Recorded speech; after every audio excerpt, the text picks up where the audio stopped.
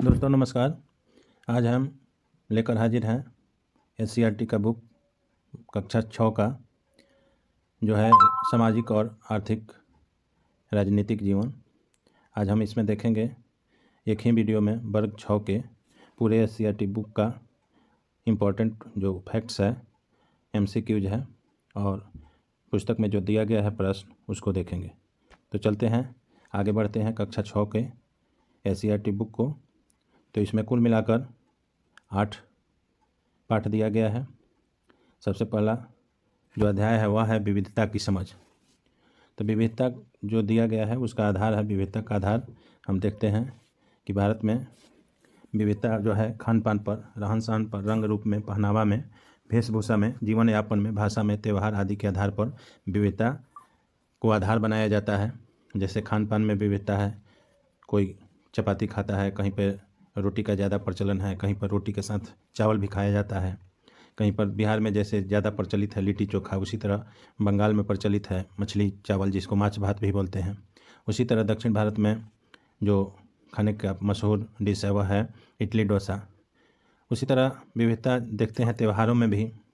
जैसे बिहार में छठ का त्यौहार बहुत ही धूमधाम से मनाया जाता है। उसी तरह झारखंड में सरहुल है वह मनाया जाता है, केरल में ओणम मनाया जाता है, पंजाब में लोहड़ी मनाया जाता है, केरल में अटकल पोंगल मनाया जाता है, तमिलनाडु में पोंगल मनाया जाता है।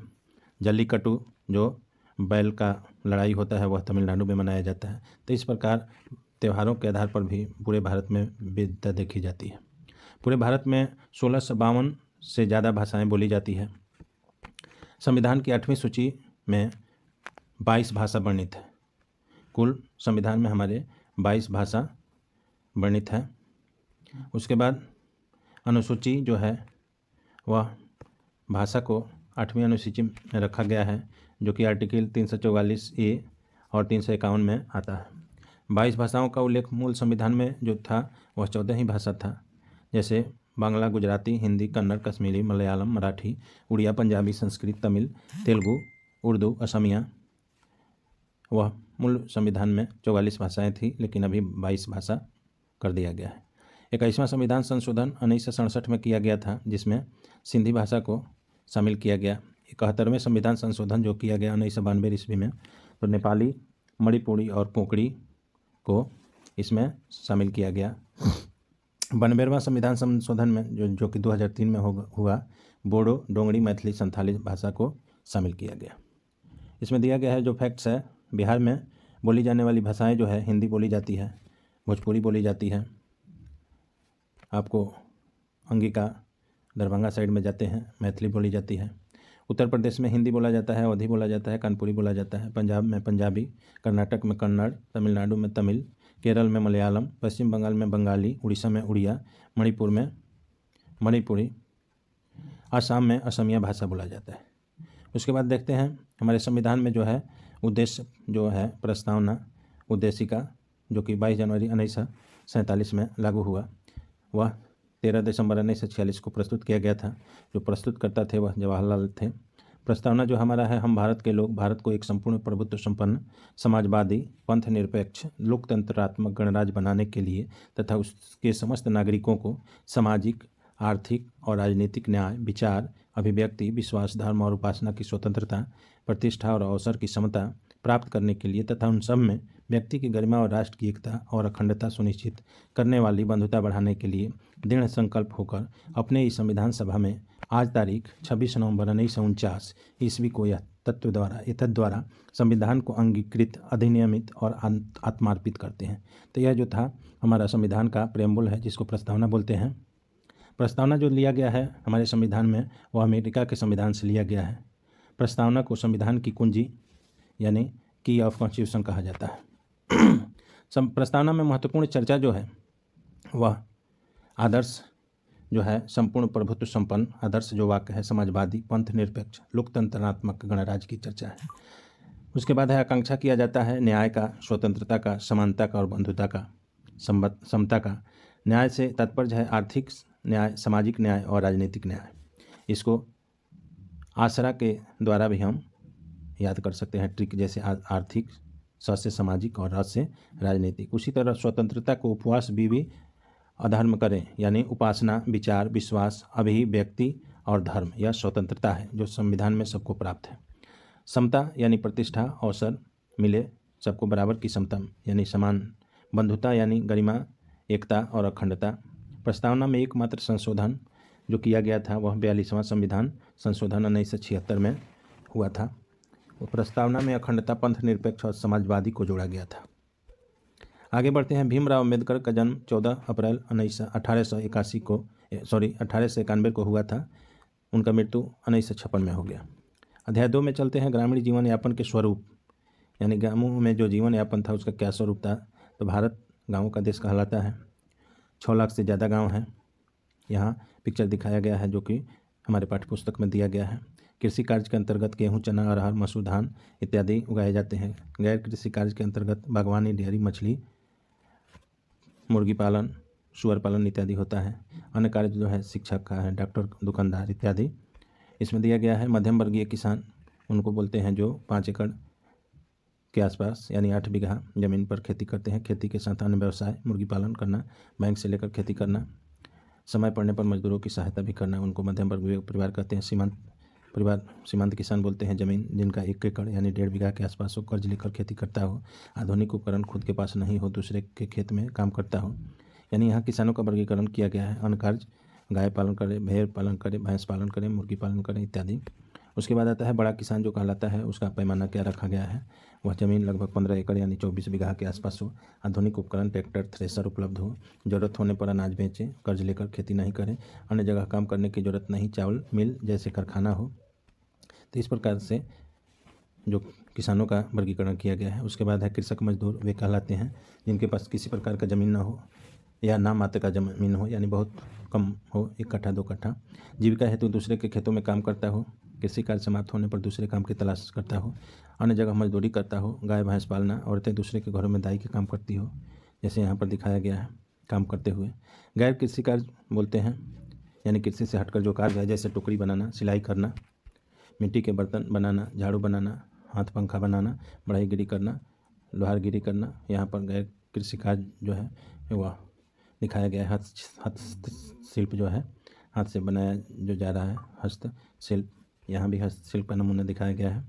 आगे बढ़ते हैं। अध्याय 3 में शहरी जीवन यापन के स्वरूप, शहरों में जो जीवन था उसका क्या स्वरूप था। भारत में शहरों की संख्या जो थी वह 5000 से ज़्यादा शहर थे। पटरी वाला व्यापारी यानी फुटपाथ पर छोटे मोटे दुकान जो लगाता है उसको पटरी वाला व्यापारी बोलते हैं। नाई की दुकान, चर्मकार यानी चमार लोगों का जो जूता चप्पल सीने का होता है, अखबार विक्रेता, चादर बेचने वाला, यह जो है वह पटरी वाला व्यापारी कहलाता है। अध्याय 4 जो दिया है लेन देन का बदलता स्वरूप, लेन देन के लिए क्या उस समय चलता था प्राचीन समय में और आज क्या चलता है। प्राचीन समय में जब सिक्कों का प्रचलन नहीं था तब लोग अपनी वस्तु को अदला बदली करते थे, यानी विनिमय का जो साधन था वह वस्तु से अदला बदली कर लिया जाता था। किसी को चावल देकर उसके बदले दूध ले लिया जाता था, दूध देकर किसी को दाल ले लिया जाता था। तो इस तरह वस्तुओं की अदला बदली उस समय चलती थी, तो उसको बोलते हैं वस्तु विनिमय प्रणाली।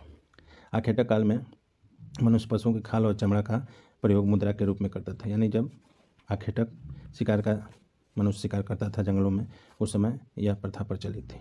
चरवाहा युग में पशुओं का प्रयोग मुद्रा के रूप में किया जाता था, यानी पशुओं का लेन देन मुद्रा के रूप में किया जाता था। कृषि कार्य शुरुआत होने पर मनुष्य अनाज का प्रयोग मुद्रा के रूप में करने लगा, जिसे वस्तु मुद्रा कहते हैं, यानी वस्तुओं के बदले अनाज को दिया जाता था।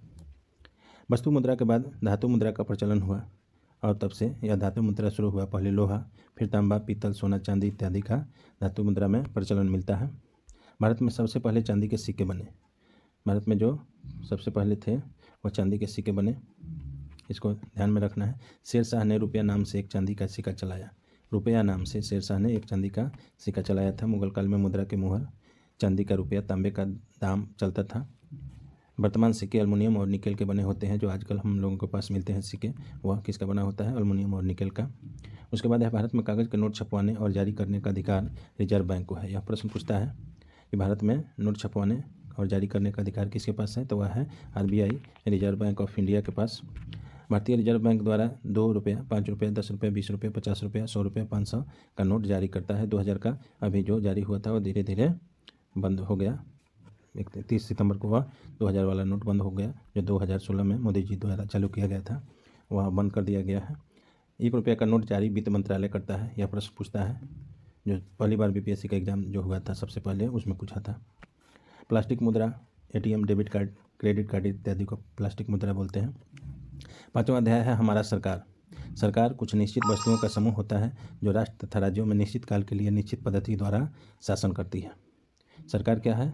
सरकार कुछ निश्चित व्यक्तियों का समूह होता है, निश्चित व्यक्तियों का समूह होता है जो राष्ट्र तथा राज्यों में निश्चित काल के लिए निश्चित पद्धति द्वारा शासन करती है। यानी एक नियम बनाया गया है, उसके द्वारा यह शासन किया जाता है सरकार के द्वारा। सरकार के जो अंग होते हैं वे विधायिका, कार्यपालिका और न्यायपालिका कहलाते हैं। विधायिका जो होती है उसको कानून तथा नियम बनाने का कार्य होता है। कार्यपालिका बनाए गए जो नियम यानी विधायिका द्वारा जो नियम बनाया जाता है उस नियम को देखभाल करता है कि वह कार्य जो हो रहा है नियम के अनुसार हो रहा है कि नहीं। और न्यायपालिका जब होता है वह विवाद, अपराध होने पर मामला की जांच करता है, या विधायिका और कार्यपालिका का काम जो सही नहीं होता है तो उसको न्यायपालिका देखने का काम करता है। सरकार के कार्य जो है, सरकार का कार्य, अच्छी सरकार का एक कार्य होता है कि देश की सीमाओं की सुरक्षा करना, दूसरे देशों से शांतिपूर्ण संबंध रखना, सड़क, तार, फोन जिसको टेलीफोन, रेल सेवा चलाना इत्यादि कहते हैं। प्राकृतिक आपदा के समय सहायता करना, यानी भूकंप आ गया, बाढ़ आ गया, कोई जलजला आ गया, तूफान आ गया, तो उस समय सरकार का कार्य है कि उस प्राकृतिक आपदाओं से लोगों को कैसे राहत दिलाया जाए और उनका देखभाल कैसे किया जाए। सरकार के स्तर जो होते हैं अलग अलग स्तर पर होता है। सरकार का स्तर है केंद्र सरकार, यानी पूरे भारत का जो देखरेख करता है वह केंद्र सरकार के जिम्मे होता है। उसके बाद स्टेट लेवल पर राज्य सरकार होता है, और उसके बाद जो हम लोग गाँव में रहते हैं वह ग्रामीण स्तर पर होता है स्थानीय सरकार। उसके बाद केंद्र शासित प्रदेश है। कुछ प्रदेशों पर केंद्र का सीधा शासन एवं नियंत्रण होता है, कुछ प्रदेशों पर केंद्र का सीधा साधन एवं नियंत्रण होता है, उसे केंद्र शासित प्रदेश भी कहते हैं। उसके बाद आता है कुल केंद्र शासित प्रदेशों की संख्या जो है 8 है। उसके बाद वह 8 केंद्र शासित प्रदेश है, वह है दिल्ली है, पुदुचेरी है जिसको पौंडीचेरी भी कहते हैं, अंडमान निकोबार है, चंडीगढ़ है, लक्षद्वीप है, दमन दीव है, और जम्मू कश्मीर है और लद्दाख है। तो दमन दीव जो था 26 नवंबर 2019 का घोषणा हुआ, सरकार ने उसको एक केंद्र शासित प्रदेश के रूप में जाना, वह प्रभावी हो गया 26 जनवरी 2020 से। उसके बाद आता है यह जम्मू कश्मीर जो था राज्य, उसको 2 भागों में बांट दिया गया है। यह 5 अगस्त 1919 को घोषणा हुआ और यह प्रभावी हो गया 31 अक्टूबर 2019 से इसको लागू किया गया है। तो इस तरह अब केंद्र शासित प्रदेशों की संख्या पहले 7 थी, अब 8 हो गई है। लोकतांत्रिक सरकार उसको बोलते हैं जिसमें लोगों की मत द्वारा चुनी गई सरकार हो, यानी लोगों के द्वारा जो सरकार चुना गया हो उसे लोकतांत्रिक सरकार कहते हैं। लोकतंत्र का परिभाषा भी यही है, अब्राहम लिंकन के जो द्वारा जो दिया गया था, of the people, by the people और फॉर द पीपुल, यानी लोगों के द्वारा चुना गया, लोगों के लिए चुना गया सरकार जो होता है लोकतंत्र कहलाता है। निश्चित समय है तो किसी भी व्यक्ति की सरकार, जनता की इच्छा से चुनी गई सरकार, लोगों द्वारा चुने गए प्रतिनिधि द्वारा शासन कार्य किया जाता है। राजतंत्र क्या होता है? इसमें सारी जो शक्ति होती है वह राजा के हाथ में होती है। शासन प्रथा वंशावली होती है, यानी राजा का बेटा ही राजा होता है, तो उसको राजतंत्र बोलते हैं। हमारे देश में अभी लोकतंत्रात्मक सरकार है। लोकतांत्रिक सरकार में जनता सरकार बनाने से लेकर सरकार के कार्यों को समीक्षा में भी भागीदारी लेता है, जैसे आंदोलन करना, जुलूस द्वारा कोर्ट में केस करके, पत्र लिखकर। आगे बढ़ते हैं। अंग्रेजी शासन दौरान भारत में अशिक्षित महिलाओं और गरीबों को मत देने का अधिकार नहीं था। 1931 में गांधी जी ने अपने पत्रिका यंग इंडिया, अब गांधी जी द्वारा यह पत्रिका का नाम याद रखेंगे, पूछ देता है परीक्षा में कि यंग इंडिया किनके द्वारा लिखा हुआ पत्रिका है, तो उत्तर हो जाएगा गांधी जी द्वारा। यह प्रकाशित कब हुआ था? 1931 ईस्वी में। उसमें उन्होंने लिखा था, मैं यह विचार सहन नहीं कर सकता कि जिस देश के पास संपत्ति है केवल वही वोट दे सकता है और गरीब नहीं। गांधी जी ने यह आक्रोश व्यक्त किया था अंग्रेजों के सामने। उन्होंने अपने पत्रिका यंग इंडिया में यह बात लिखी थी। महिलाओं को विश्व स्तर पर भारी आंदोलन करने के बाद मत देने का अधिकार मिला। ऑस्ट्रेलिया में महिलाओं को मत देने का अधिकार 1902 ईस्वी में मिला, 1920 में अमेरिका में मिला, इंग्लैंड में 1928 में मिला। भारत में महिलाओं को मत देने का अधिकार भारत शासन अधिनियम द्वारा 1919 में मिला। लोकतांत्रिक सरकार 3 आधारभूत सिद्धांतों पर कार्य करती है, जिसमें लोगों की भागीदारी हो, समस्याओं का समाधान हो और समता, समानता एवं न्याय स्थापित किया जाए। आगे बढ़ते हैं। अध्याय 6 है स्थानीय सरकार। ग्राम पंचायत का गठन इसके अंतर्गत आता है एक या एक से अधिक गांव मिलकर, या वह गांव जिसका जनसंख्या 7,000 प्लस हो।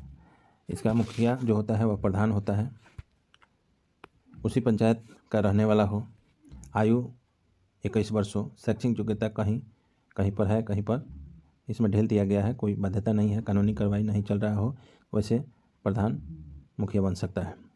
ग्राम पंचायत कई वार्ड में विभक्त होता है। इसके प्रतिनिधि जो होते हैं ग्राम पंचायत के वार्ड सदस्य कहलाते हैं।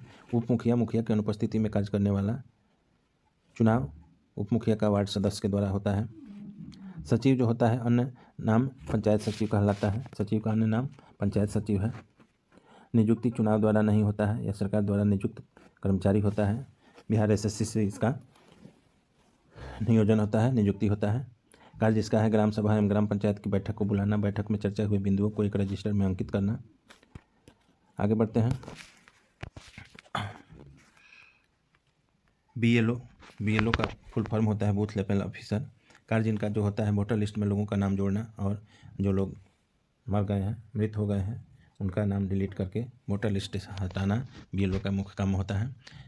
मतदान करने की आयु सीमा 18 वर्ष से भारत में 61वां संविधान संशोधन जो 1889 ईस्वी में हुआ, उसके अनुच्छेद 326 में संशोधन करते हुए मत देने का अधिकार जो 21 वर्ष में था उसको घटाकर 18 वर्ष कर दिया गया था। ग्राम पंचायत के प्रतिनिधियों का कार्यकाल 5 वर्ष का होता है। ग्राम पंचायत के निर्वाचन कार्य राज्य निर्वाचन आयोग कराता है। बिहार में पंचायती राज व्यवस्था में इलेक्शन व्यवस्था सरकार के द्वारा लागू की गई है। इसका निर्धारण स्थानीय स्तर पर जिला पदाधिकारी डीएम जिसको बोलते हैं उनके द्वारा किया जाता है। महिलाओं को सभी पदों पर बिहार में 50% आरक्षण दिया गया है, यानी जो भी पद है वह उसमें महिलाओं की भागीदारी बिहार में पंचायती राज में 50% दिया गया है। ग्राम पंचायत के कार्य क्या है उसको देखते हैं। ग्रामीण विकास योजनाओं का ग्राम सभा द्वारा चर्चा के बाद क्रियान्वयन करना, कृषि पशुपालन सिंचाई मछली पालन आदि को बढ़ावा देना, इंदिरा आवास पेयजल सड़क घाट बिजली की व्यवस्था बाजार एवं मेला का समुचित प्रबंध करना, स्वास्थ्य सेवा परिवार कल्याण विकलांग समाज कल्याण की योजना में मदद करना, कुआं तालाब पोखर आदि का निर्माण करवाना, कृषि भंडारण तथा बिक्री की व्यवस्था करवाना, यह कार्य है। ग्राम पंचायत की आय का साधन, यह 2 साधन होता है। अनुदान के रूप में जो सरकार देती है, यानी पंचायतों को सरकार अनुदान देती है, या कर के रूप में जो वो खुद लगाता है दुकानदारों से, तो यह तो नाम मात्र का होता है। ज़्यादातर सरकार ऐड देती है, अनुदान देती है। गांव में ज़मीन को नापना और उसका अभिलेख रखना हल्का कर्मचारी जो होता है उसका कार्य होता है। इसे पटवारी कहते हैं या लेखापाल कहते हैं। उसके बाद आता है हिंदू अधिनियम 2000 धारा 2005। इसमें है कि पिता की मृत्यु के बाद ज़मीन का बंटवारा बेटा बेटियों और उनकी माँ को बराबर का हिस्सा मिलेगा। आगे बढ़ते हैं। एक बिटिया की चाह, इसमें पाठ्यपुस्तक में दिया गया है कि विरासत में मिला यह घर पापा को अपने पिता से यही घर मिलेगा, मेरे भैया को मेरे पिता से, पर मैं और मेरी माँ हमारा क्या। एक बेटी कह रही है, बता दिया गया है मुझे पिता के घर में हिस्से की बात औरतें नहीं किया करती, लेकिन मुझे चाहिए घर अपना, बिल्कुल मेरा अपना, नहीं चाहिए दहेज मेरे सम और सोना। यह पाठ्यपुस्तक में दिया गया है। यह अच्छी कविता है जो एक बिटिया की चाह है, उस चाह को दर्शाता है, वह पाठ्यपुस्तक में दिया गया है। उसके बाद है कि नगरों का स्थानीय शासन।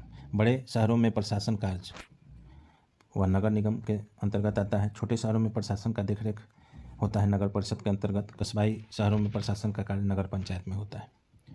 उसके बाद आता है नगर पालिका, भाग 9A में आता है। यह संविधान का 74वां संशोधन 1992 में किया गया, 1 जून 1993 में लागू हुआ। इसके अंतर्गत नगर निगम, नगर परिषद और नगर पंचायत आते हैं। नगर निगम जहाँ पे 5 लाख से ज़्यादा जनसंख्या हो उसके हेड को मेयर महापौर कहते हैं। नगर परिषद जो होता है लगभग 1 लाख से 5 लाख की जनसंख्या जहाँ की होती है, नगर पालिका अध्यक्ष उसका हेड होता है। और नगर पंचायत जो होता है वह उसका जनसंख्या 30,000 से 1 लाख के बीच में होता है। उसका जो चुनाव होता है उसके हेड को चेयरमैन बोलते हैं। उसके बाद आता है पटना नगर निगम की स्थापना 15 अगस्त 1952 ईस्वी में की गई। यह परीक्षा में पूछ सकता है कि पटना नगर निगम की स्थापना कब की गई थी, तो उत्तर हो जाएगा 15 अगस्त 1952 को। कुल नगर निगम जो है बिहार में 1994 में सूरत में प्लेग फैला था। प्लेग जो होता है वह चूहा के द्वारा फैलता है। इसमें चूहा गिरकर मरने लगते हैं और इसी से मनुष्य में भी प्लेग की बीमारियां हो जाती हैं। अध्याय 7 देखते हैं कि सड़क सुरक्षा उपाय। यातायात संकेतक जो दिया रहता है उसको हम देखते हैं विभिन्न रंगों में दिया रहता है। लाइट जो होता है लाल बत्ती सूचक होता है, वाहनों को रोकने का संकेत होता है। हरा बत्ती जो होता है यानी कि रास्ता साफ है उसका संकेत होता है। पीली बत्ती जो होती है सतर्कता के साथ आगे बढ़ें यानी ध्यान देकर आगे बढ़ने के लिए पीली बत्ती होता है। हरा बत्ती जो होता है रास्ता साफ है यानी ग्रीन सिग्नल है। और रेड बत्ती जब जलती है इसका मतलब है कि वह संकेत दे रहा है कि आगे रोड रुका हुआ है, तो लोगों को गाड़ियों को रोक देना है। तो वह रेड जो सिग्नल होता है वह वाहनों को रुकने का संकेत देता है। जेब्रा क्रॉसिंग जो होता है इस तरह का दिखाई देता है। इसका मतलब कि पैदल यात्रियों के सड़क को पार करने के लिए वह जगह होता है। आगे बढ़ते हैं। यात्रा संकेतक जो है यहाँ पर दिया हुआ है, रुकने के लिए रुकिए, स्टॉप। जेब्रा क्रॉसिंग दिया हुआ है, इस प्रकार का चिन्ह होता है। उसके बाद आता है पी यानी दाहिने पार्किंग है। इस तरह हॉर्न का काटा हुआ है, इसका मतलब कि वहाँ पर हॉस्पिटल वगैरह है या स्कूल है, यहाँ पर हॉर्न बजाने का मनाही है। उसके बाद प्लस का चिन्ह है, एक बेड लगाया हुआ रहता है, यह अस्पताल का चिन्ह है। उसके बाद प्लस का चिन्ह है, प्राथमिक उपचार केंद्र है, फर्स्ट एड पोस्ट जो है। उसके बाद आता है कि तीर का एरो देकर उसको काटा गया है, इसका मतलब कि नो एंट्री का बोर्ड है वह। हॉर्न बजाना अनिवार्य है यहाँ। उसके बाद है पार्किंग निषेध भी देकर काट दिया गया है, यहाँ पार्किंग गाड़ी खड़ी नहीं करना है। और पैदल आदमी जा रहा है उसको भी काटा गया है, यानी कि पदयात्री प्रवेश जो है निषेध है, पैदल यात्रा उधर से नहीं करना है। साइकिल क्रॉसिंग यानी इधर से साइकिल चलाया जा सकता है। इस तरह का बच्चों का फोटो दिया गया है रेड जोन में, इसका मतलब कि आगे स्कूल है।